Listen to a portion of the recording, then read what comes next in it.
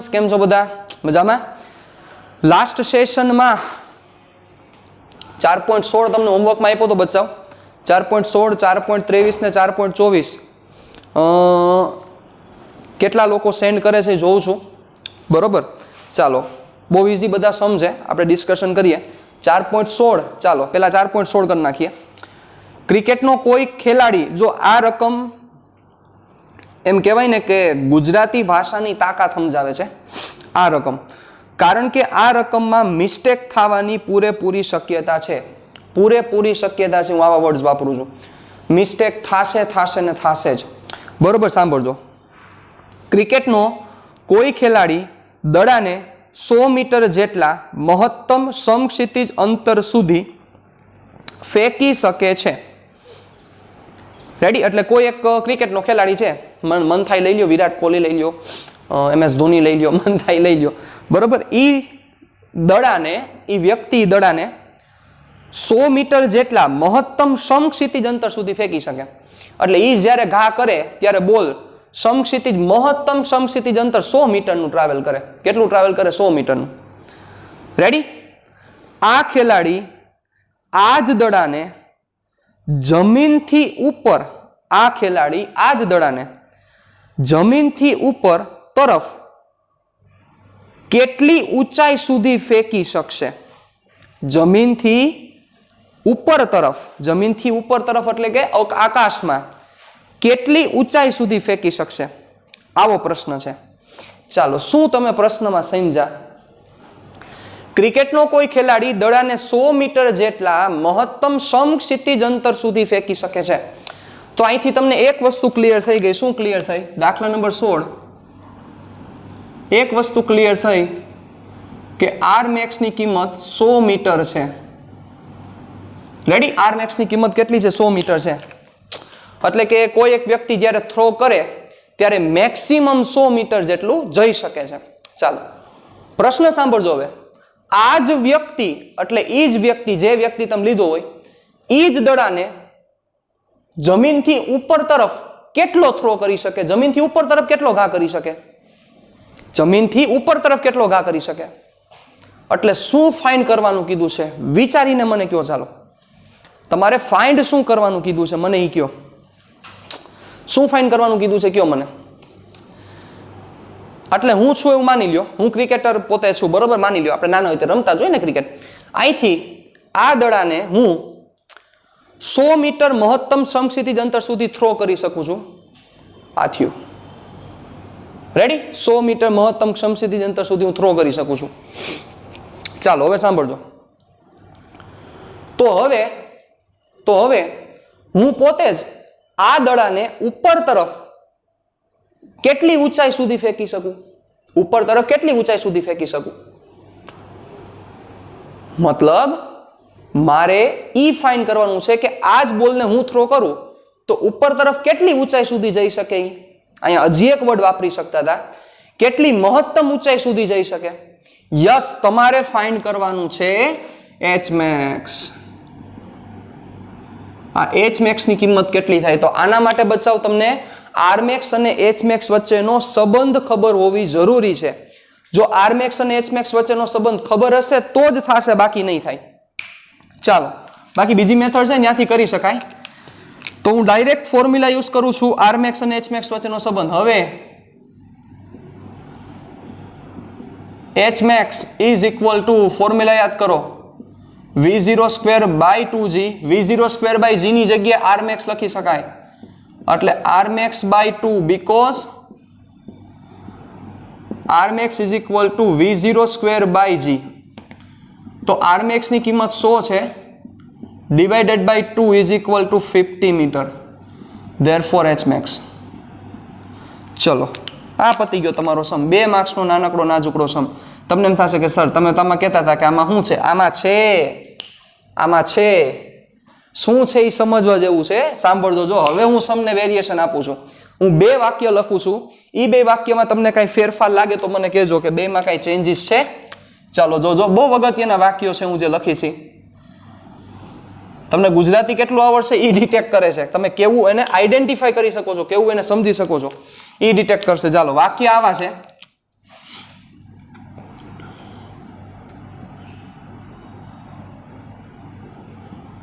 એક વ્યક્તિ, હા ભરજો મજા આવશે, 4 વડાપાઉં ખાઈ શકે છે.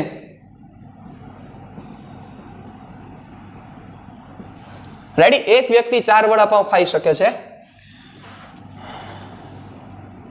તો આ વ્યક્તિ કેટલી પાણીપુરી, મોઢામાં પાણી આવી ગયું છે, ખાઈ શકે. બરોબર? અહીંયા હજી એક હું વર્ડ એડ કરી દઉં, 4, અહીંયા એક વર્ડ એડ કરી દઉં, મેક્સિમમ.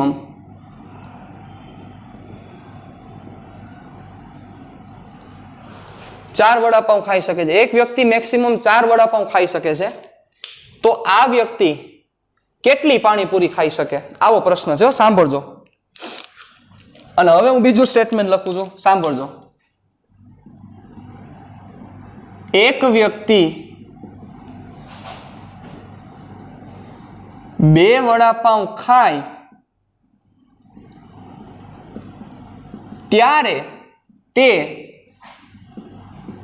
કેટલી પાણીપુરી ખાઈ શકે છે?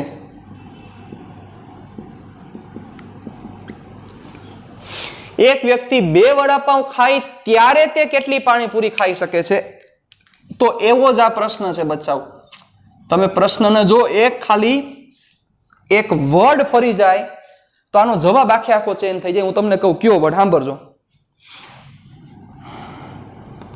શું લખેલું હતું? એક ખેલાડી દડાને, એક દડો સમક્ષિતિજ દિશામાં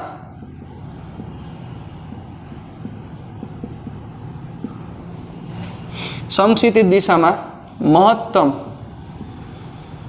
100 મીટર અંતર કાપે છે. રેડી? એક દડો સમક્ષિતિજ દિશામાં મહત્તમ 100 મીટર અંતર કાપે છે. આ દડો શિરોલંબ દિશામાં કેટલો ઊંચે જઈ શકે? કેટલો ઊંચે જઈ શકે? એના પછીનો પોઈન્ટ સાંભળજો. આ જ પ્રશ્ન હવે બીજી રીતે હું લખું છું, ધ્યાન આપજો. એટલે પ્રશ્ન બીજો જ છે આખો. એક દડો સમક્ષિતિજ દિશામાં મહત્તમ 100 મીટર અંતર કાપે ત્યારે તે શિરોલંબ દિશામાં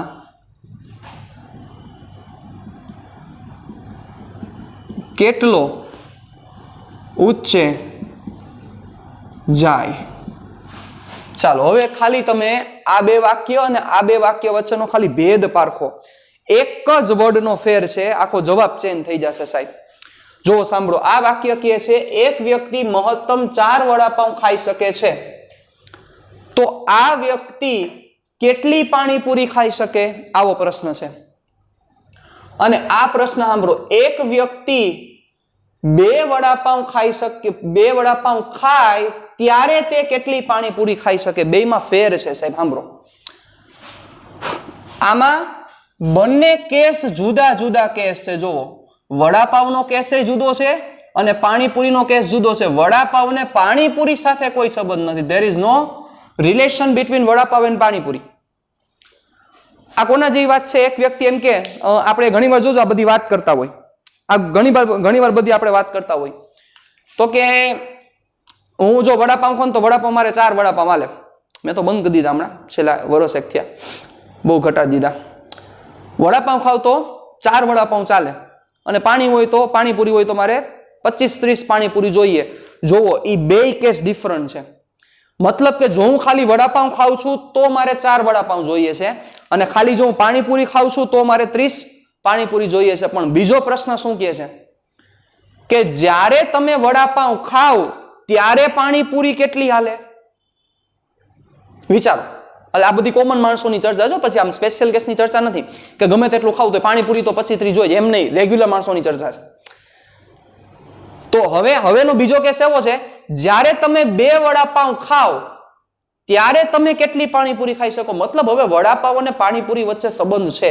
મતલબ કે તમે 2 વડાપાઉં ખાઈ ગયા, પેટ થોડું ભરાઈ ગયું, તો ઈ ક્ષણે હવે ઈ વખતે તમે કેટલી પાણીપુરી ખાઈ શકો છો, તો ત્યારે તમે 30 નો ખાઈ શકો. રેગ્યુલર માણસોની ચર્ચા કરું છું, કાઉન્સમાં બ્રેકેટમાં. તો ત્યારે તમે કેટલી ખાઈ શકો, તો કે 10 ખાઈ શકો કે 15 ખાઈ શકો. ઇટ મીન્સ કે તમે જ્યારે 2 વડાપાઉં ખાઓ છો ત્યારે તમે ખાલી 15 પાણીપુરી જ ખાઈ શકો છો. અને પેલા કેસમાં એક વ્યક્તિ 4 વડાપાઉં ખાઈ શકે છે, તો એક વ્યક્તિ કેટલી પાણીપુરી ખાઈ શકે, તો આ વ્યક્તિ કેટલી પાણીપુરી ખાઈ શકે. તો ઈ બંને કેસ જુદા છે. મહત્તમ 4 વડાપાઉં ખાઈ શકે અને મહત્તમ પાણીપુરી કેટલી ખાઈ શકે, તો કે 30 પાણીપુરી ખાઈ શકે.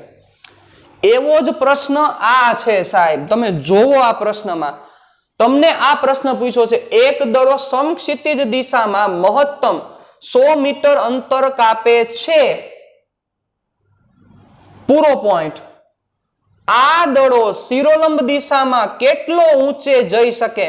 તો વિચારો સાહેબ, આ સમક્ષિતિજ દિશાવાળો ટોપિક અને આ જે શિરોલંબ દિશાવાળો ટોપિક, ઈ બંનેને એકબીજા સાથે કોઈ સંબંધ નથી. જોવો આ કેસમાં મતલબ કોના જેવી વાત છે કે હું 4 વડાપાઉં ખાઈ શકું છું, એ 100 મીટર 4 વડાપાઉં થયા.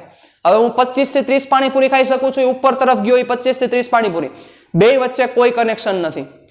એટલે એનો મીનિંગ કે મહત્તમ સમક્ષિતિજ દિશામાં 100 મીટર અંતર કાપે છે, એટલી આર મેક્સ ની કિંમત થઈ. ઉપર તરફ ઈ કેટલો જઈ શકે છે, તો કે 50 મીટર જઈ શકે છે, એચ મેક્સ ની કિંમત થઈ. ઈ એચ મેક્સ કે આર મેક્સ ને કાંઈ રિલેશન નથી. ઇટ મીન્સ કે બે જુદા જુદા કેસ છે. ક્યાં જુદા જુદા કેસ છે? આ ક્યારે બનશે? આ બનશે θ = 45 નો એંગલ હોય ત્યારે, અને મહત્તમ ઉપર જવાની વાત છે ત્યારે θ = 90 નો એંગલ હોય ત્યારે. આ બંને ડિફરન્ટ કેસ છે સાહેબ, કોઈને એકબીજા સાથે રિલેશન નથી. ડિફરન્સ કેવી રીતે? આ બંનેમાં પ્રક્ષેપ કોણ જુદો જુદો છે. હવે વાંચો આ વાક્ય, વાંચો સાહેબ. એક દડો સમક્ષિતિજ દિશામાં મહત્તમ 100 મીટર અંતર કાપે ત્યારે તે શિરોલંબ દિશામાં કેટલો ઊંચે જાય. ઇટ મીન્સ હવે આ એટલે કે સમક્ષિતિજ દિશા અને શિરોલંબ દિશા સાથે એકબીજા સાથે રિલેશન છે સાહેબ. મતલબ અહીંયા એક જ કેસ છે. કયો કેસ છે? જ્યારે સમક્ષિતિજ દિશામાં મહત્તમ 100 મીટર અંતર કાપે, ઈ ક્ષણે, ઈ વખતે, ઈ કેસમાં શિરોલંબ દિશામાં કેટલો ઊંચે જશે. એનો મતલબ આ બે સેમ કેસ થયા કે જેમાં તમે θ = 45 ડિગ્રીની વાત કરો છો, એટલે બે વસ્તુ જુદી થાય. તો આનો જવાબ જુદો આવે અને આનો જવાબ જુદો આવે. સાહેબ આમાં બે કેસ ડિફરન્ટ આપેલા છે. બે કેસને એકબીજા સાથે કોઈ સંબંધ નથી, પણ અહીંયા એકબીજા સાથે સંબંધ છે કે જ્યારે સમક્ષિતિજ દિશામાં ઈ 100 મીટર અંતર કાપે, સમક્ષિતિજ દિશામાં 100 મીટર અંતર કાપે, તો ત્યારે ઈ ઊંચો કેટલો જાય? આવો પ્રશ્ન છે. તો ત્યારે એચ મેક્સ નો મળે, ત્યારે HM મળે. કારણ કે એચ મેક્સ મળે 90 ના એંગલ માટે મળે સાહેબ, યાદ કરી લો. તો ત્યારે HM મળે. તો એનો મીનિંગ જ્યારે સમક્ષિતિજ દિશામાં 100 મીટર જાય ત્યારે સમક્ષિતિજ દિશામાં 100 મીટર ક્યારે જાય? મહત્તમ 100 મીટર કે જ્યારે એંગલ 45 નો હોય. કારણ કે રેન્જ ક્યારે મેક્સિમમ મળે છે? 45 ના એંગલે રેન્જ મેક્સિમમ મળે છે. તો ઈ વખતે કે જ્યારે સમક્ષિતિજ દિશામાં 100 મીટર જાય, મહત્તમ 100 મીટર જાય, ઈ વખતે, ઈ સમયે, ઈ ક્ષણે, ઈ વખતે, ઈ કેસમાં ઈ કેટલો ઊંચે જઈ શકે ત્યારે તમારે HM ફાઇન્ડ કરવાનો છે. What is the value of HM? Hello clear? કેવી રીતે કરશું બોલી જાવ. ચાલો, how we will find out? તો મળી જાય ને તમારે. અગર આર મેક્સ છે ક્યારે મળશે? આ ક્યારે કેસ બનશે? આ કેસ. આનો તો આપણને પ્રશ્ન મળી ગયો છે, આનો તો આપણે જવાબ લખ્યો બરોબર. હવે તમારે આનો જવાબ લખવાનો છે. પાણીપુરી કાઢ નાખો. હવે પાણીપુરીની રિક્વાયરમેન્ટ નથી, પતી ગઈ રિક્વાયરમેન્ટ. સમજવું તું સમજાઈ ગયું બરોબર ને? ચાલો, એટલે પોઈન્ટ પકડજો, શબ્દ પકડજો. એક શબ્દ ખાલી એડ કરી દઈએ તો આખો સમ ચેન્જ થઈ જાય. જે અહીંયા એડ કર્યો જોવો સાહેબ, અહીંયા શું એડ કર્યું કે જ્યારે સમક્ષિતિજ દિશામાં મહત્તમ અંતર 100 કાપે ત્યારે, એટલે ઈ કેસમાં ઈ કેટલો ઊંચે ગયો હશે. રેડી? તો એનો મીનિંગ 100 મીટર અંતર, તો અહીં θ0 ઇઝ ઇક્વલ ટુ 45 ડિગ્રી થાય. હાલો તમારા આગળ આર મેક્સની કિંમત છે, તમારે HM જોઈએ તો આર અને HM વચ્ચેનો સંબંધ શું છે સાહેબ? tan θ0 is equal to 4HM by R. θ45 કિંમત 1, HM is equal to r by 4, 100/4 એટલે 25 મીટર. પૂરું. ચાલો 100/4 25 મીટર. વધીએ આગળ અહીંથી ડિસ્કશનને આગળ વધારીએ. ચાલો તો 25 મીટર જ આન્સર આવે. ધ્યાન આપજો સાહેબ, એટલે ભૂલ થવાની આમાં પૂરી શક્યતા છે. વર્ડ્સ વ્યવસ્થિત રીતે પકડજો એટલે કોઈ પ્રશ્ન નહીં થાય. એમાં કાંઈ બીજું કાંઈ મૂંઝાવાની જરૂર નથી. વર્ડ્સ વ્યવસ્થિત રીતે તમે ધ્યાન આપો એટલે થઈ જાય. રેડી? જરાય ટેન્શનની વાત નથી કાંઈ. હાલો હવે જુઓ, હવે તમને મેં કયો આપ્યો તો બચાવ, તમને હોમવર્કમાં આપ્યો તો મેં 4.23. ચાલો, અવકાશમાં કોઈ સ્વૈચ્છિક ગતિ, સ્વૈચ્છિક એટલે મન થાય ગતિ માટે નીચે આપેલા સંબંધો પૈકી કયો સાચો છે? હવે જોવો તો બચાવ, આવો ક્યાં આવ્યો તો તમને કઈ યાદ હોય તો મને કયો. આવું આવ્યું તું, આવો જ સમ ચેપ્ટર નંબર 3 નો 28મો દાખલો.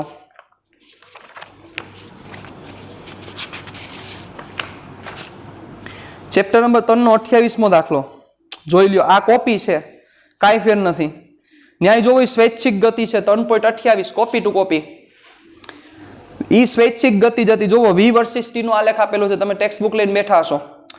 v વર્સિસ t નો આલેખ છે, સ્વૈચ્છિક ગતિ છે. જોવો, કારણ કે વેગ કન્ટિન્યુઅસલી ચેન્જ થાય છે અને પ્રવેગ પણ અચળ નથી કારણ કે સ્ટ્રેટ લાઈન નથી. બરોબર? તો એ સ્વૈચ્છિક ગતિ છે. તો એવી જ ચર્ચા અહીંયા કરેલી છે 4.23 માં. વાંચો, અવકાશમાં કોઈ સ્વૈચ્છિક ગતિ માટે નીચે આપેલા સંબંધો પૈકી કયો સાચો છે? ચાલો, v સરેરાશ બરાબર 1/2 v of t1 plus v of t2. ચાલો, કોઈ પણ સરેરાશ વેગ છે, સરેરાશ વેગ સરવાળા ભાગ્યા 2 થાય? કોઈ પણ ગતિ માટે થાય? યાદ કરો તો. હાલો બધું ભણાવી દીધેલું છે કે કોઈ પણ સરેરાશ વેગ છે v of t1 plus v of t2 by 2 એવું થાય? કોઈ પણ ગતિ માટે લાગુ પડે? કેવું જોઈએ મને? Is it applicable for any type of motion? Any type of motion વિચારો તો. થાય? નો થાય સાહેબ. આ માત્ર ને માત્ર કેના માટે એપ્લાય થશે?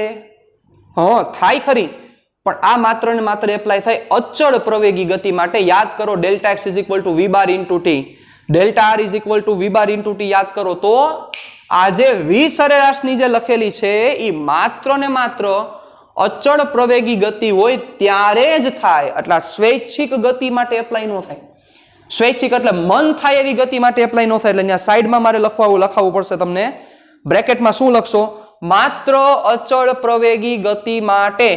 પહેલાના આન્સરમાં સાઈડમાં બાજુમાં લખી નાખો કાઉસમાં, માત્ર અચળ પ્રવેગી ગતિ માટે, કોઈ પણ ગતિ માટે એપ્લાય નહીં થાય. રેડી? ચાલો, એના પછી બી, v સરેરાશ બરાબર r of t2 minus r of t1 by t2 minus t1. r of t2 એટલે અંતિમ સ્થાન એટલે r2, r2 માઇનસ r1 એટલે ડેલ્ટા r, ડેલ્ટા r ના છેદમાં ડેલ્ટા t. હાલો, આ લાગુ પડે?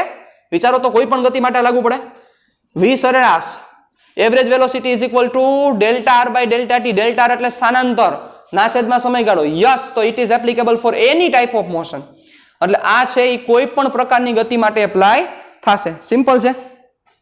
ઓલું બધા માટે એપ્લાય ન થાય. ઓલું જે ઉપલું હતું એ કોના માટે એપ્લાય થાય? માત્ર ને માત્ર અચળ પ્રવેગી ગતિ માટે. પણ આ જે છે એ કોઈ પણ ગતિ માટે એપ્લાય થશે. ચાલો, એના પછી v of t is equal to v at 0 plus at. હાલો, v is equal to v0 plus at ક્યારે થાય? લખો બાજુમાં. માત્ર અચળ પ્રવેગી ગતિ માટે એમને કોઈ પણ જગ્યાએ એપ્લાય ન કરી શકાય. હાલો, પછી આ ફોર્મ્યુલા પણ આપણને આવડે છે. જોવો તો ડી, જોવો તો ભાઈ ડી, જોવો તો ડી આપણે કર્યું છે કે નથી કર્યું? ડી જોવો જોઈએ. ડી જોવો. હા, x is equal two x0 plus v0t plus 1/at square. Yes, માત્ર ને માત્ર અચળ પ્રવેગી ગતિ લખો કાઉન્સમાં. અને પછી ઈ એ સરેરાશ એટલે સરેરાશ પ્રવેગ. સરેરાશ પ્રવેગ બરાબર ડેલ્ટા v ના છેદમાં ડેલ્ટા t. યસ, તો એ તો એપ્લાય થાય જ કોઈ પણ માટે. કારણ કે સરેરાશ પ્રવેગની વ્યાખ્યા શું હતી? વેગમાં થતો ફેરફાર ના છેદમાં સમયગાળો. એ કોઈ પણ માટે એપ્લાય થાય, કોઈ પણ પ્રકારની ગતિ માટે. તો હવે વિચારો, નીચેના પૈકી કયા સંબંધ કોઈ પણ ગતિ માટે, સ્વૈચ્છિક ગતિ માટે એપ્લાય થશે? તો એમાં માત્ર આન્સર આવશે બી અને ઈ. ક્યાં આન્સર આવશે? માત્ર ને માત્ર બી અને ઈ. રેડી? એ સી ડી છે કોઈ પણ ગતિ માટે એપ્લાય ન થઈ શકે. રેડી? ચાલો તો આ 4.23 જોવો. એના પછી 4.24 નીચે દર્શાવેલ દરેક વિધાન ધ્યાનપૂર્વક વાંચો અને કારણ તથા ઉદાહરણ સહિત દર્શાવો કે તે સાચું છે કે ખોટું છે. ચાલો તમારે કારણ તથા ઉદાહરણ, બરોબર? કારણ તથા ઉદાહરણ એટલે કારણ આપીને ઉદાહરણ આવી જાય મેળે, બરોબર? દર્શાવો એ સાચું છે કે ખોટું છે.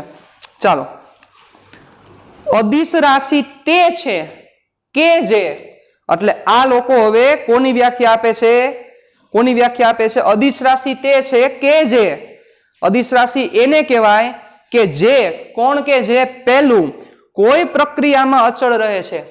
ચાલો વિચારો જોઈએ.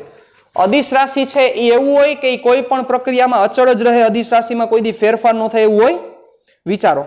કોઈ પ્રક્રિયામાં અચળ એવું હોય? ન હોય. રોંગ સ્ટેટમેન્ટ છે, બરોબર? એ લોકો એવું કહે છે કે અદિશ રાશિ એને જ કહેવાય કે જે કોઈ પણ પ્રક્રિયામાં અચળ રહે, નો રહે. એવું જરૂર નથી. જેમ કે પ્રક્રિયા થતી હોય તો પથ લંબાઈ વધતી જ જતી હોય, પથ લંબાઈ અદિશ રાશિ છે તો ત્યાં કાઉન્સમાં લખી નાખો, કારણ લખી નાખો. ના, નથી. પથ લંબાઈ કોઈ પણ પ્રક્રિયા થતી હોય ત્યારે પથ લંબાઈમાં વધારો થતો જોવા મળે છે. પથ લંબાઈ અદિશ રાશિ છે. પહેલું ઉદાહરણ. ચાલો બીજું ઉદાહરણ આપું તમને. ઉર્જાના સંદર્ભે થોડીક વાત કરું હું તો વિચારો. જ્યારે કોઈ પદાર્થ, હવે થોડીક વસ્તુ તમને ખ્યાલ હશે, જ્યારે કોઈ પદાર્થ ગતિમાં હોય તો એ પદાર્થ ગતિ ઉર્જા ધરાવતો હોય. કેવી ઉર્જા ધરાવતો હોય? ગતિ ઉર્જા. જ્યારે કોઈ પદાર્થ ગતિમાં હોય ત્યારે એ પદાર્થ ગતિ ઉર્જા ધરાવતો હોય. તો સાહેબ ઈ પદાર્થ જ્યારે કોકની હારે અથડાય તો શું થાય? એની ગતિ ઘટે કે ન ઘટે? તેનો મતલબ એની ગતિ ઉર્જા ઘટી. તો આ બીજું ઉદાહરણ કે જે શું કહે છે કે ઉર્જા છે એ ઉર્જા બદલતી જ હોય. ઉર્જાનો કુલ સરવાળો ચડીએ પણ ઉર્જા ચેન્જ થતી જ હોય, બરોબર? ઉર્જાનો કુલ સરવાળો ચડીએ. વળી પાસે તમે હામાં પ્રશ્ન પૂછો તો ઉર્જા સંરક્ષણનો નિયમ ખોટો ન પડે, બરોબર? ઉર્જા સંરક્ષણનો નિયમ એવું કહે છે વિશ્વમાં ઉર્જાનો કુલ જથ્થો અચળ રહે છે, ઉત્પન્ન નથી કરી શકાતી, નાશ નથી કરી શકાતી, માત્ર એક પ્રકારમાંથી બીજા પ્રકારમાં રૂપાંતર થાય. એટલે કોઈ તમે ગતિ ઉર્જા લઈ લ્યો તો એ ગતિ ઉર્જા જે ઘટી એ એકાદા સ્વરૂપમાં કન્વર્ટ થઈ હશે. એનો મતલબ ગતિ ઉર્જા તો ઘટી ગઈ. ગતિ ઉર્જા અદિશ રાશિ છે કારણ કે ઉર્જા અદિશ છે તો અદિશમાં ચેન્જ થયો. એટલે પેલો એવું કહે છે કે તે કોઈ પ્રક્રિયામાં અચળ રહે છે, તેવું જરૂર નથી. બીજું, તે ક્યારેય ઋણ નથી હોતી. એવું હોય કે અદિશ રાશિ ક્યારેય ઋણ ન હોય એવું જરૂરી છે? વિચારો. હાલો, અદિશ રાશિ ક્યારેય ઋણ ન હોઈ શકે એવું હોય? ઘણા બધા એક્ઝામ્પલ છે પણ એક એવું એક્ઝામ્પલ દેવું છે કે જે તમને અત્યારે યાદ હોય. Yes, temperature. ચાલો ટેમ્પરેચર નામનું એક્ઝામ્પલ વિચારો. તો ટેમ્પરેચર ઋણ હોઈ શકે? -20 ડિગ્રી સેલ્સિયસ હોય જ. અદિશ રાશિ જ છે, બરોબર? તો એ ઋણ હોઈ શકે એવું જરૂરી નથી. પછી હજી એક તમને એક્ઝામ્પલ આપું. ગુરુત્વીય સ્થિતિ ઉર્જા. હવે અત્યારે એમાં તમને કઈ નહીં સમજાય પણ ગુરુત્વીય સ્થિતિ ઉર્જા પર ઋણ જોવા મળે, બરોબર? ચેપ્ટર નંબર 8 આવશે ત્યારે સમજાશે. આટલી એક્ઝામ્પલ હું નહોતો આપતો. ગુરુત્વીય સ્થિતિ ઉર્જા છે, ગુરુત્વ સ્થિતિમાન છે, આ બધા ઋણ જોવા મળે, કાર્ય ઋણ જોવા મળે. તેવું જરૂરી નથી. રેડી? એટલે એ રોંગ છે કે એવું જરૂરી નથી. જેમ કે આપણે લખી નાખો ટેમ્પરેચર અદિશ રાશિ છે અને એ ઋણ જોવા મળે છે. રેડી? ચાલો પછી તે પરિમાણ રહિત હોય છે. આ તો હાવ ખોટું થઈ ગયું. નહીં. દળ તમે કયો એટલા એના આન્સર, એના એક્ઝામ્પલ આપું. દળ, પછી પથ લંબાઈ, ઝડપ, ઉર્જા, ગુરુત્વીય સ્થિતિમાન, ગુરુત્વીય સ્થિતિ ઉર્જા, પછી વિદ્યુત ભાર, પ્રવાહ, વિદ્યુત સ્થિતિમાન. આ એકે વર્ડ સાંભળ્યા નહીં હોય તમે હજી. આ બધી રાશિ, પાવર, ઉર્જા, કાર્ય, આ બધી રાશિ છે અદિશ છે, બધાને પરિમાણ છે. So this is wrong statement કે ડાયમેન્શન લેસ હોય છે એટલે કે પરિમાણ રહિત હોય છે. એ કેવું સ્ટેટમેન્ટ છે? રોંગ સ્ટેટમેન્ટ છે. એના પછી અવકાશમાં એક બિંદુથી બીજા બિંદુ વચ્ચે બદલાતી નથી. ભાઈ, અવકાશમાં એક બિંદુથી બીજા બિંદુ વચ્ચે બદલાતી નથી. એટલે અવકાશમાં તમે ઊભા હોય તો કોઈ એક જગ્યાએ અને એક જગ્યાથી બીજા બિંદુ સુધી, એક બિંદુથી બીજા બિંદુ સુધી બદલાય નહીં. રોંગ સ્ટેટમેન્ટ છે. તમને કદાચ આનું એક્ઝામ્પલ નહીં લાઈટ થાય પણ હું તમને કહું એટલે સમજાઈ જશે. રોંગ સ્ટેટમેન્ટ એટલે છે સાહેબ તમને જો ખ્યાલ હોય તો ઘનતા છે વાયુની ઘનતા, બરાબર, વાતાવરણમાં જે વાયુની ઘનતા છે એ પૃથ્વીની સપાટી ઉપર વધારે જોવા મળે છે ઘનતા, અને ઉપર જેમ જાય એમ ઘનતા ઘટતી જાય છે, બરોબર. એટલે શું થયું તો કે અહીંયા તમે ઘનતા ફાઇન્ડ કરો, આનો દાખલો આવશે, દાખલા નંબર 31 ચેપ્ટર નંબર 10 નો, ચેપ્ટર નંબર 10 માં દાખલા નંબર 31 છે, એમાં તમે ત્યાં ચર્ચા કરશો, બરોબર. કેલ્ક્યુલેટર અથવા કોમ્પ્યુટરની આધારિત પ્રશ્નો એવું હેડિંગ છે જમણા પેજના નીચેના પાર્ટમાં, વધારાના સ્વાધ્યાયમાં એક જ દાખલો છે. હાલો તો અહીંયા તમે જુઓ તો આ જગ્યાએ ઘનતા, આપણે નથી બોલતા કે હવા પાતળી થતી જાય, ઉપર જાય હવા પાતળી થતી જાય, હવા પાતળી થતી જાય મતલબ શું હોય? તો નીચે જાડી હોય ને ઉપર પાતળી થાય એવું ન હોય. હવા પાતળી થાય એનો મતલબ એની ઘનતા ઘટતી જાય. તો વિચારો, અહીંયા ઘનતા ઘટી અને અહીંયા ઘનતા ઘટી. ક્લિયર? ચાલો પછી એના પછી એનો મતલબ શું થયો કે નહીં, રોંગ સ્ટેટમેન્ટ છે. એમાં એક્ઝામ્પલ લખો કે વાતાવરણમાં હવાની ઘનતા પૃથ્વીની સપાટી ઉપર વધારે જોવા મળે છે, જ્યારે ઊંચાઈ ઉપર ઘનતા ઘટતી જાય છે. ચાલો એના પછી બહુ મસ્ત એક્ઝામ્પલ. હવેનો પછીનો પ્રશ્ન બહુ સારો છે. તે દરેક અવલોકનકાર માટે એક મૂલ્ય હોય છે, પછી ભલે તેના યામાક્ષોના નમન જુદા જુદા હોય.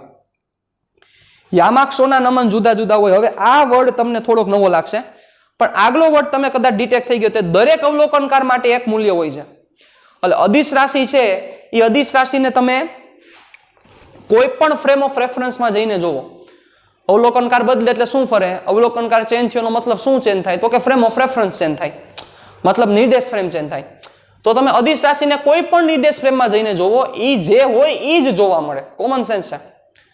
જેમ કે હું તમને એમ કહું કે કોઈ એક સ્થિર વ્યક્તિ છે, એ ટ્રેનનું દળ માપે, તો ટ્રેનનું દળ 1000 કિલોગ્રામ છે, તો હવે ઓલો વિમાનમાં બેઠો વ્યક્તિ જો ટ્રેનનું દળ જોવે તો એ 1000 જ હોય, એમાં ફેર ન થાય, એમાં એક પણ પ્રકારનો ચેન્જ ન થાય. મતલબ કે અદિશ રાશિની કિંમત છે, એ અદિશ રાશિની કિંમત કોઈ પણ અવલોકનકાર માટે એક સમાન જ હોય. હવે આ કોના જેવી વાત છે? મારી પાસે 500 રૂપિયા છે, એટલે 500 જૂલ ઉર્જા છે. ઉર્જામાં અત્યારે નહીં સમજાય તમને, છઠ્ઠું ચેપ્ટર આપણે ચર્ચા કરવાના છીએ. બહુ મસ્ત ચેપ્ટર છે, બહુ તાકાતવાળું. છઠ્ઠું હાલે પછી કોઈ પણ ચેપ્ટર તમે સમજી શકો. એ છઠ્ઠું હાલે પછી કોઈ પણ ચેપ્ટર સમજી શકાય. અને છઠ્ઠું ત્યારે જ હાલે જો પાંચમું ચેપ્ટર ક્લિયર થાય તો છઠ્ઠું હાલે, તો છઠ્ઠા મજા આવે, જમાવટ આવે. એવું છઠ્ઠું તાકાતવાળું ચેપ્ટર છે. તો ઉર્જા છે, ઉર્જા, તો ઉર્જા કોઈ સ્થિર વ્યક્તિ મને જોતો હોય તોય ભલે, ગતિમાન વ્યક્તિ મને જોતો હોય તો ભલે, મારી પાસે જે ઉર્જા છે એ ઉર્જા એમને જ રહેવાની છે, એમાં કાંઈ ફેરફાર ન થાય. બરોબર? તો એનો મતલબ શું થયો? યસ, ઈ કરેક્ટ છે. હવે યામાક્ષોના નમન વાળો જે પોઈન્ટ છે એ તમારા માટે થોડોક ન્યૂ એટલે છે, આવું એક વાર આવ્યું નથી. ચાલો, યામાક્ષોના નમનનો મતલબ શું થાય? બહુ સિમ્પલ છે. કોઈ એક વ્યક્તિ એક્સ વાય અને ઝેડ આને કન્સિડર કરે છે, આવી રીતે એક્સ વાય ઝેડ લે છે. મેં તમને કીધું હતું એક્સ વાય ઝેડ જેવું કાંઈ હોતું નથી સાહેબ.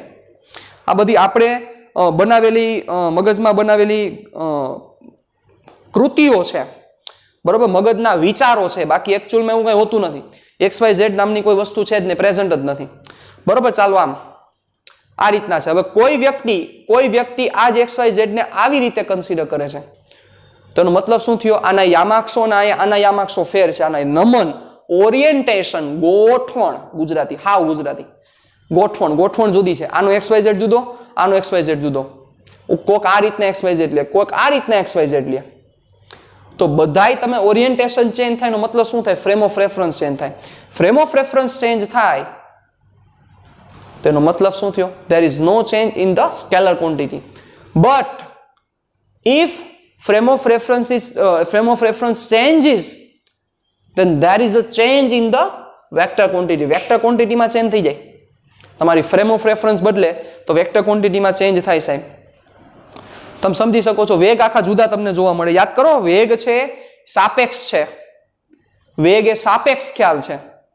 તો તમારી ફ્રેમ ઓફ રેફરન્સ ચેન્જ થઈ ગઈ, નિર્દેશ ફ્રેમ બદલી ગઈ, તો વેગ તમને જુદો મળે, પ્રવેગ તમને જુદો મળે, જુદો દેખાય.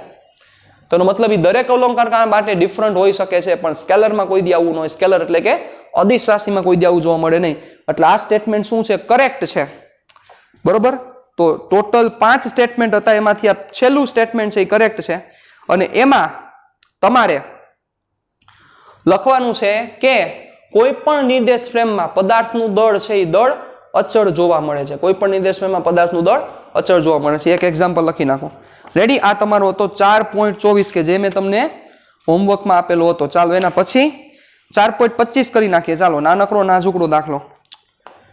ચાલો શું છે 4.25? કોઈ વિમાન પૃથ્વીથી 3400 મીટરની ઊંચાઈ ઉડી રહ્યું છે. એક વિમાન છે પૃથ્વીથી 3400 મીટરની ઊંચાઈ ઉડી રહ્યું છે. હા, જો આ પ્રશ્ન છે, આ પ્રશ્ન તમને કોઈ વિમાનની સ્પીડ કેટલી છે એ સ્પીડ મેઝરમેન્ટ કરવા માટે પણ ઉપયોગ થઈ શકે છે. વિમાનની સ્પીડ કેટલી છે એ જાણવા માટે પણ આ ઉપયોગ થઈ શકે છે. રેડી? ચાલો જુઓ. કોઈ વિમાન પૃથ્વીથી 3400 મીટરની ઊંચાઈ ઉડી રહ્યું છે.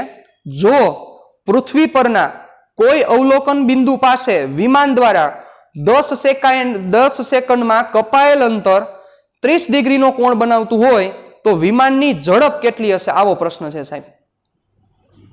10 સેકન્ડમાં કપાયેલ અંતર 30 ડિગ્રીનો કોણ બનાવતું હોય તો વિમાનની ઝડપ કેટલી છે? સાહેબ આ કોઈ મજાક નથી. આ સાચું આ રીતના વિમાનની ઝડપ મેઝરમેન્ટ કરવામાં આવે. જો કે હવે બધી લેટેસ્ટ ટેકનોલોજી થઈ ગઈ છે, પણ આ રફલી તમારે ફાઇન્ડ કરવું હોય તો તમે આ રીતે કરી શકો. એમાં મિસ્ટેક્સ આવે, પણ એ મિસ્ટેક બહુ અવગણી શકાય એવી મિસ્ટેક્સ આવે. બરોબર? શું કહેવા માંગે છે? વાંચો વ્યવસ્થિત રીતે. કોઈ વિમાન પૃથ્વીથી 3400 મીટરની ઊંચાઈ ઉડી રહ્યું છે. જો પૃથ્વી પરના કોઈ અવલોકન બિંદુ પાસે વિમાન દ્વારા, કોના દ્વારા? વિમાન દ્વારા 10 સેકન્ડમાં કપાયેલ અંતર, 10 સેકન્ડમાં જે વિમાન અંતર કાપશે, ચાલો સાંભળજો, 4.25 કેટલી હાઈટ ઉપર ઉડી રહ્યું છે? 3400 મીટરની હાઈટ ઉપર. બરોબર? ચાલો હવે 10 સેકન્ડમાં કેટલો સમય લે છે? t = 10 second. 10 સેકન્ડમાં વિમાન દ્વારા કપાયેલું અંતર, આ પૃથ્વીની સપાટી, ચાલો સાંભળજો, આ પૃથ્વીની સપાટી. રેડી? અહીંથી સપોઝ અવલોકનકાર બિંદુ છે, અવલોકનકાર અથવા અવલોકન બિંદુ. અવલોકન બિંદુ મતલબ કે જ્યાંથી અવલોકન લેવામાં આવે છે. તો વિમાન 10 સેકન્ડમાં, વિમાન દ્વારા જે 10 સેકન્ડમાં કપાયેલું અંતર, એટલે સપોઝ વિમાન સ્ટાર્ટિંગમાં અહીંયા હતું, અહીંથી 10 સેકન્ડમાં કપાયેલું અંતર એટલે અહીંયા પહોંચ્યા. ચાલો 10 સેકન્ડમાં કપાયેલું અંતર, આટલું 10 સેકન્ડમાં અંતર કપાણું. તો આ અંતર દ્વારા આ અવલોકનકાર સાથે જે બનતો કોણ છે, અવલોકન બિંદુ સાથે જે આ બનતો કોણ છે, ટોટલ કોણ આ 30 ડિગ્રીનો ખૂણો છે, એંગલ ઓફ 30 ડિગ્રી.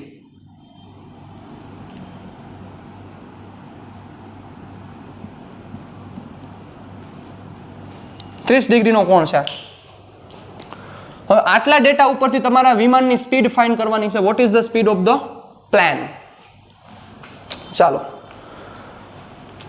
તો કેવી રીતે ફાઇન્ડ કરીશું? ચાલો તો સીધી રીતે આપણે ડિસ્કશન કરીએ તો આવી થાય. સીધી રીતે ચર્ચા કરવાની હોય. જુઓ, આ જગ્યાએથી ચાલુ કર્યું હતું, અહીંયા વિમાન હતો 0 સેકન્ડે, અહીંથી પહોંચીને અહીંયા પહોંચ્યો 10 સેકન્ડમાં. તો આ ઇક્વલી આ 30 ડિગ્રીનો કોણ બન્યો. તો અહીંથી લંબ દોરી નાખો. જેવો તમે અહીંથી લંબ દોરશો એટલે આ ખૂણો થઈ જશે થીટા. થીટા બરાબર 15 ડિગ્રી. Theta = 15 degree. રેડી? હાલો હવે વિમાનની સ્પીડ માટે જોઈશું. મને ખાલી કયો શું જોશે? સ્પીડનું ફોર્મ્યુલા, કાપેલું અંતર છેદમાં લાગતો સમય. સમય છે, અંતર નથી. યસ, તો તમારે અંતર ગોતવાનું છે સાહેબ. તો અંતર મળી જાય? કેમ મળશે? બોલો હાલો. How can you find out x? તો આ x શું છે? આ x વિમાન દ્વારા કપાયેલું અંતર. રેડી? ચાલો તો આ ડિસ્ટન્સ કેટલું થશે? x/2.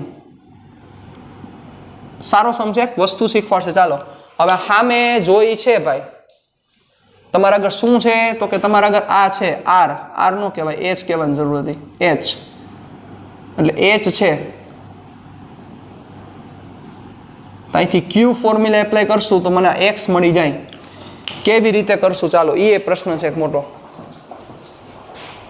કેવી રીતે કરશું? એ પણ એક મોટો પ્રશ્ન છે. ચાલો ફરમાવો. હાલો કયો.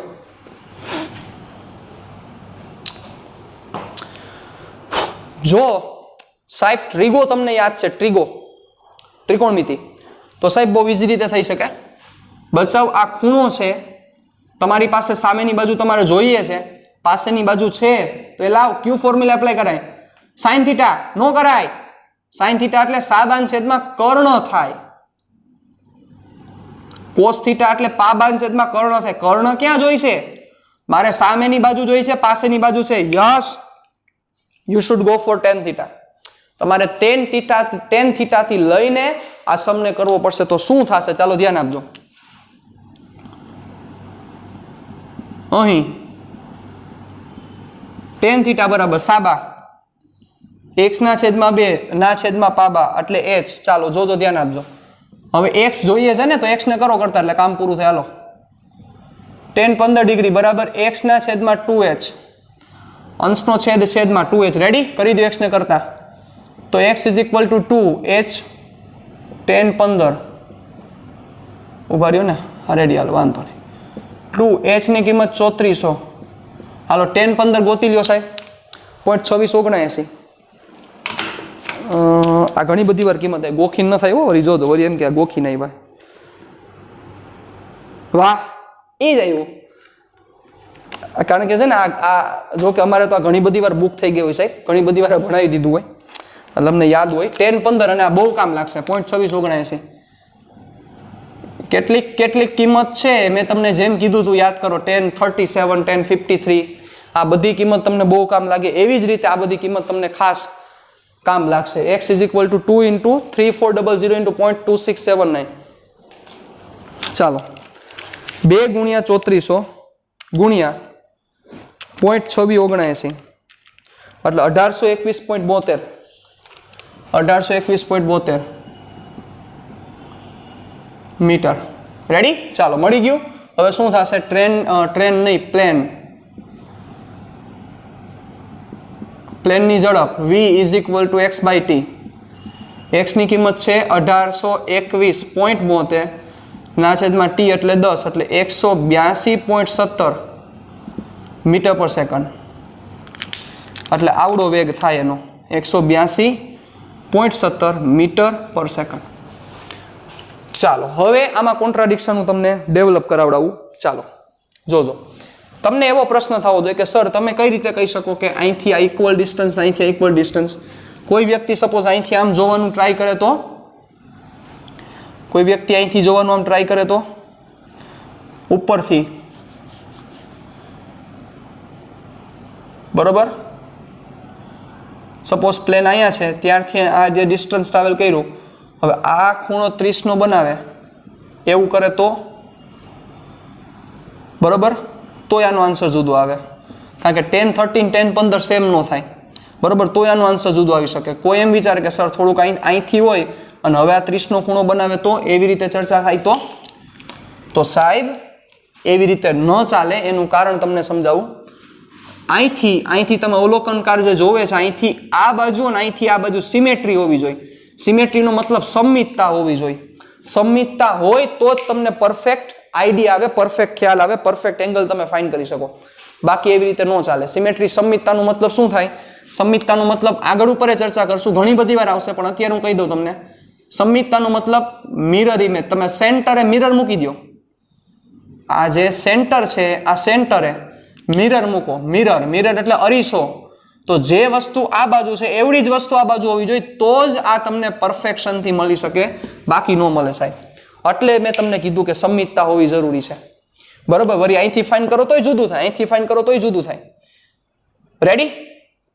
એટલે તમને નથી કીધું ત્યારે તમારે આ રીતે કન્સિડર કરવું પડશે. તમને કે ત્યારે તમે ડિફરન્ટ લ્યો, કોઈ મોટી મેટર નથી, બરોબર? તમે કે ત્યારે તમે ડિફરન્ટ લ્યો, કોઈ મોટી મેટર નથી. તો આ રીતે તમારે વર્કિંગ થશે. રેડી? ચાલો, v બરાબર 182.17 મીટર પર સેકન્ડ. એટલે આને કલાકમાં ફેરવો, કલાકમાં, તો તમને વધારે આઈડિયા આવે. ગુણ્યા 18/5 કરવા પડશે આઈ થિંક, કે નહીં? જવાબ જોઈ લો પહેલા. જવાબ શું છે? 4.25, 182 મીટર પર સેકન્ડ. રેડી? ચાલો, બરોબર જ છે. જવાબ પાછળ આપેલા છે, તમે ચેક કરજો. ઘણીવાર તમે સમ કરતા હોય તમને પ્રશ્ન થાય કે સર આનો જવાબ શું આવશે, તો પાછળ આપેલા છે 182.17. બચાવ કિલોમીટર પર અવરમાંથી મીટર પર સેકન્ડમાં ગુણ્યા 5/18 કરતા હતા.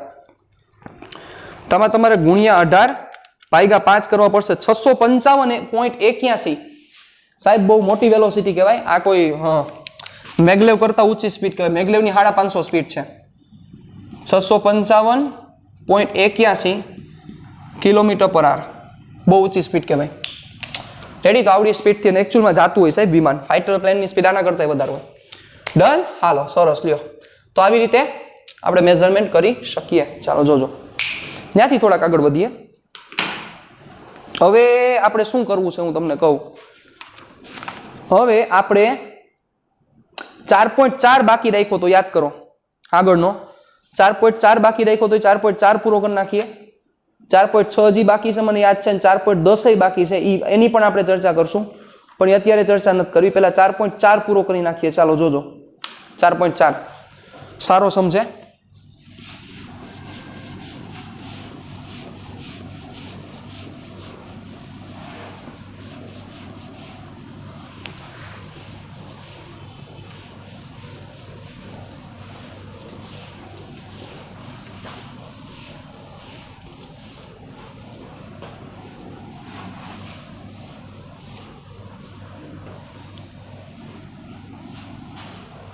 ચાલો 4.4 તમારી બાજુમાં જ લખવાનું છે હાલો આમાં કઈ છે નહીં 4.4 કારણ સહિત જણાવો કે અદિશ તથા સદિશ રાશિઓ સાથે નીચે દર્શાવેલી કઈ પ્રક્રિયાઓ અર્થપૂર્ણ છે મીનિંગફુલ છે મીનિંગફુલ એટલે એ પ્રક્રિયાનું કઈ મહત્વ હોવું જોઈએ મતલબ કે એ પ્રક્રિયા પોસિબલ થતી હોવી જોઈએ બરોબર 4.4 એવો પ્રશ્ન તમને પૂછે છે કારણ સહિત જણાવો કે સદિશ અથવા અદિશ રાશિઓ પૈકી અદિશ તથા સદિશ રાશિઓ સાથે નીચે દર્શાવેલ કઈ પ્રક્રિયાઓ અર્થપૂર્ણ છે એટલે નીચે દર્શાવેલી કઈ પ્રક્રિયાઓ થઈ શકે પ્રશ્ન આવો પૂછેલો છે ચાલો તો સૌથી પહેલો એ બે અદિશોનો સરવાળો ચાલો બે અદિશોનો સરવાળો મીનિંગફુલ છે મતલબ કોઈ પણ બે અદિશનો સરવાળો કરી શકાય વિચારો તો હાલો હાલો હાલો હાલો હાલો અહીંયા ચેપ્ટર નંબર 2 ને યાદ કરશું આપણે કોઈ પણ બે અદિશોનો સરવાળો થાય વિચારો નો થાય એવા જ બે અદિશોનો સરવાળો થઈ શકે કે જેના એકમો સરખા હોય એવા જ અદિશોનો સરવાળો થઈ શકે જેના બે એકમ સરખા હોય જેના બંનેના એકમો સરખા હોય કારણ કે તમે મગજ આંકો 2 કિલોગ્રામ પ્લસ 50 ડિગ્રી સેલ્સિયસ એ મિનિંગલેસ છે એવું થાય જ નહીં 2 કિલોગ્રામના 3 કિલોગ્રામ એડ થાય 2 કિલોગ્રામમાંથી 1 કિલોગ્રામ માઇનસ થાય બધું પોસિબલ છે પણ 2 કિલોગ્રામમાં 50 ડિગ્રી સેલ્સિયસ એડ નો થઈ શકે ઇટ ઇઝ નોટ પોસિબલ તો કોઈ પણ બે સદિશનો સરવાળો ન થાય એમાં તમારે એકલો એડ કરવું પડે કે જો બે અદિશો તમે લખજો તમારી બુકમાં પહેલાનો આન્સર આવો લખો કે કોઈ પણ બે અદિશોનો સરવાળો થઈ શકતો નથી જે બે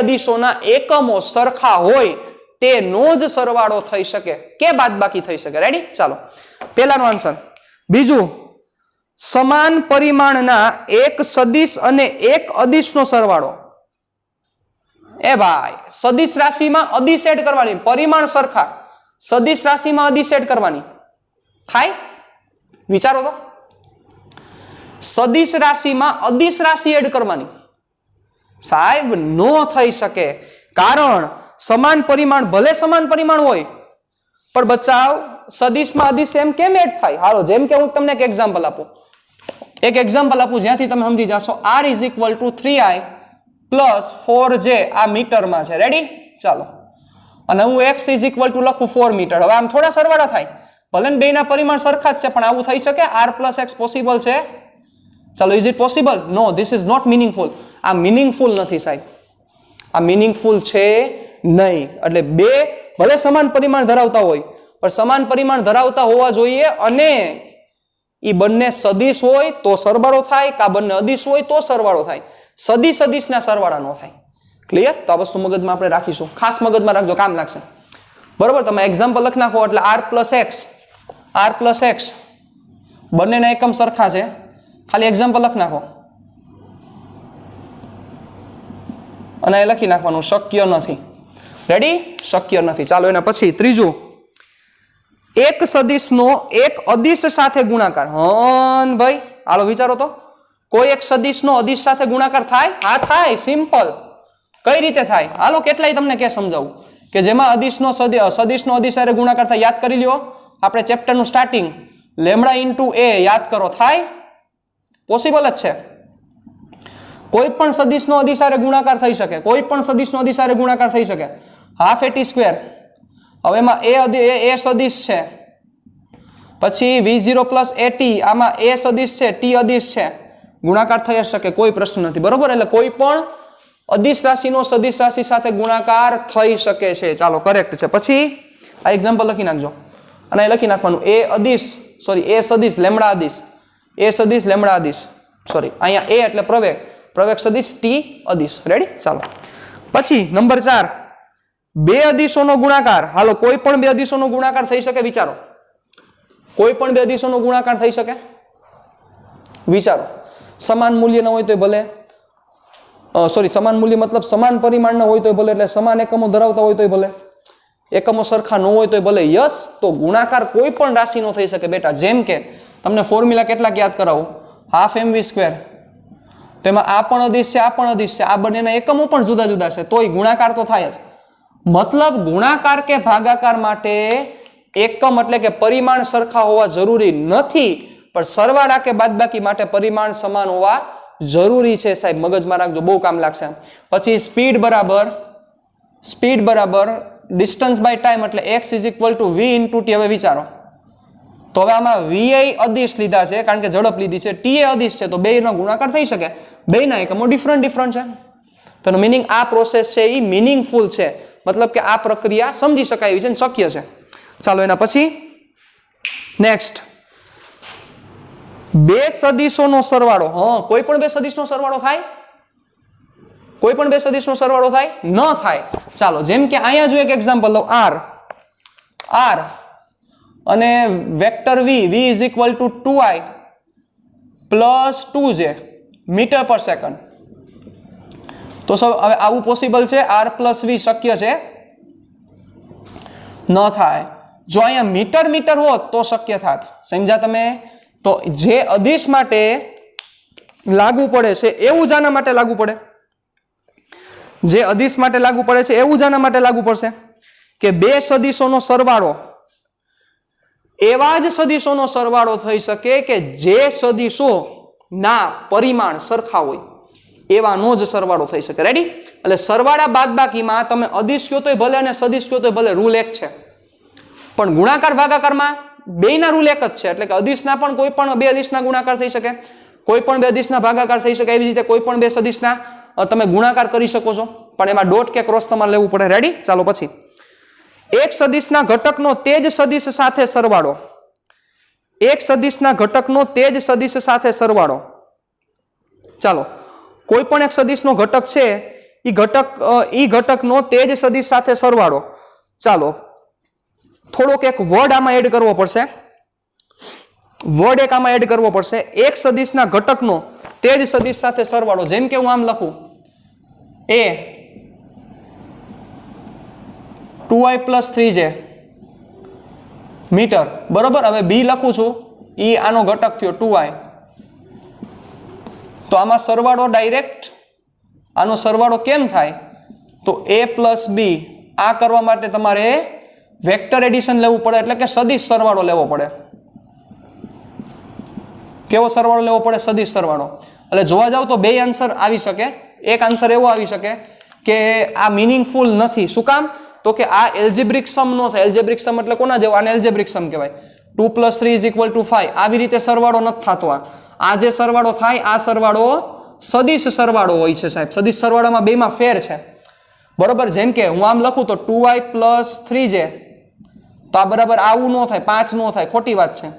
પણ 2 + 3 લખું તો 5 થાય. તો આ જે છે આ સરવાળાને બેઝિક સરવાળો કહેવાય. બેઝિક સરવાળો એટલે અદિશનો સરવાળો.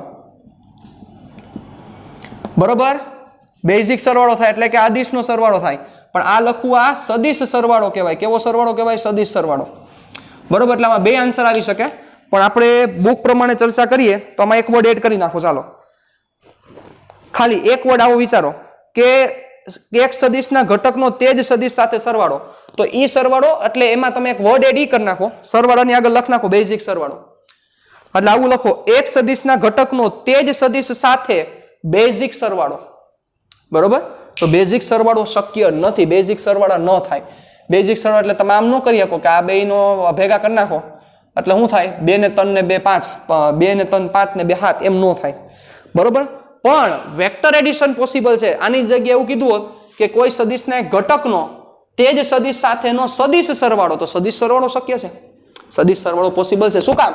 કોઈ પણ સદિશનો જે તમે ઘટક લ્યો છો એ ઘટકનો એકમ એ સદિશનો એકમ જેટલો જોઈએ, કારણ કે એનો તો હવે ઓબ્વિયસ છે એ ઘટકો ભેગા મળીને તો એ સદિશ બનેલો છે. જેમ કે અહીંયા બે ઘટક ભેગા મળીને સદિશ બનેલો છે. આ એ વેક્ટર છે, ક્યાં બે ઘટકનો બનેલો છે? 2y અને 3j. તો 2y અને 3j ના એકમ મીટર જ હોય ને સાહેબ, જે એનો એકમ હોય એ જ બેનો હોય. તો જો સદિશ સરવાળો કીધું હોત તો શક્ય છે, પણ બુક પ્રમાણે આને ખોટું પાડવું છે. એના કારણોસર હું આમાં એક વર્ડ એડ કરાવું છું કે એક સદિશના ઘટકનો તે જ સદિશ સાથે બેઝિક સરવાળો, બેઝિક સરવાળો ન થાય.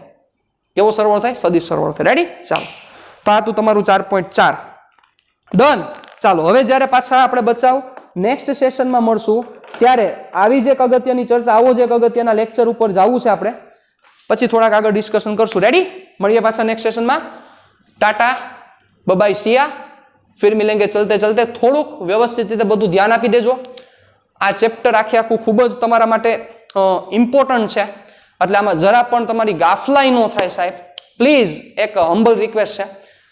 ચેપ્ટર વ્યવસ્થિત રીતે કદાચ તમે હલવાવશો તો આ ચેપ્ટર સાહેબ તમે, હું એમ કહેવા માંગુ છું કે તમે એક વીક બાદ, વીક જાય ત્યાં ફરીથી આના ફોર્મ્યુલા રિવાઇઝ કરી લ્યો. ચેપ્ટર 3 હજી તમને કદાચ મગજમાં બેસી ગયું હશે, બરોબર? તમને ફોર્મ્યુલા યાદ હશે. બીજી વસ્તુ તમે ઈ ચાલુ કરી દો સાહેબ, જો ચાલુ નથી કરી તો, બરોબર? હોમવર્કમાં આટલી વસ્તુ તમે ચાલુ કરી દો અને સબમિટ કરવાનું ચાલુ કરી દો. કેટલાક લોકો સબમિટ કરે છે, જેને નથી કરતા એના માટે છે વાત છે, બરોબર? કીધા વગર પણ કામ કરે છે એવા કેટલાક સ્ટુડન્ટ છે, બરોબર? તમે હોમવર્કમાં વિકલન અને સંકલનના સૂત્રો સાહેબ, વિકલન અને સંકલનના જે મેં સૂત્રો તમને કરાવેલા છે એ વિકલન અને સંકલનના સૂત્રો 5-5 વાર તમે ડેઈલી લખવાનું ચાલુ કરી દો. હોમવર્ક છે તમારું, સબમિટ કરી દેજો. તમે ડેઈલી તમારે સબમિટ કરી દેવાનું. 5-5 વાર વિકલન અને સંકલનના સૂત્રો, બધાય વિકલનના ફોર્મ્યુલા, બધા સંકલનના ફોર્મ્યુલા આવી જવા જોઈએ. ડેઈલી લખો. પછી ઈ વર્ક તમારું થયું. એના પછીનું સ્ટેપ, ઈ લખવાનું ઢેળો નથી કરવાનો, એટલે આવી રીતે નથી કરવાનું. આવી રીતે એટલે કેવી રીતે નથી કરવાનું? આ કમ્પલસરી જો, બધાને હોમવર્ક આ કરવાનું છે સાહેબ. જે મોકલે છે એના માટે કોઈ પ્રશ્ન નથી, જે નથી મોકલતા બધાને સાહેબ મોકલી દેવાનું છે, સબમિટ કરી દેવાનું છે. રેડી? ચાલો, સ્કૂલના નંબર ઉપર જ સબમિટ કરજો, કોઈ ઇસ્યુ નથી. ચાલો, લખવાનું કેવી રીતે છે હું તમને કહી દઉં. લખવાનું તમારે આવી રીતે લખવાનું છે, અને મને સેન્ડ કરો તો મને કોઈ પ્રોબ્લેમ નથી. જેમ તમને ઠીક લાગે એવી રીતે સેન્ડ કરી દેજો. લખવાનું આવી રીતે છે, પહેલા વિકલનના બધા ફોર્મ્યુલા આવી જવા જોઈએ,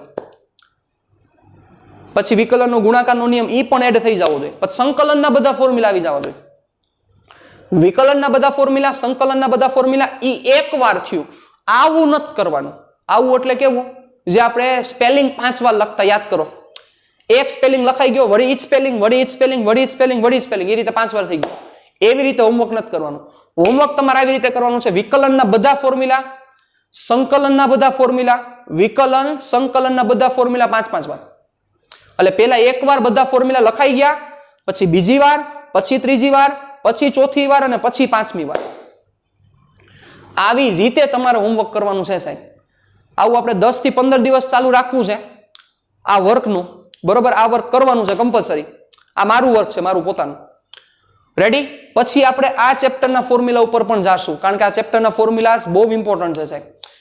પણ વિકલન સંકલન હાલતા ને ચાલતા મન થાય ત્યાં કૂદી પડશે, એવી જરૂરિયાત પડશે આ ફોર્મ્યુલાની.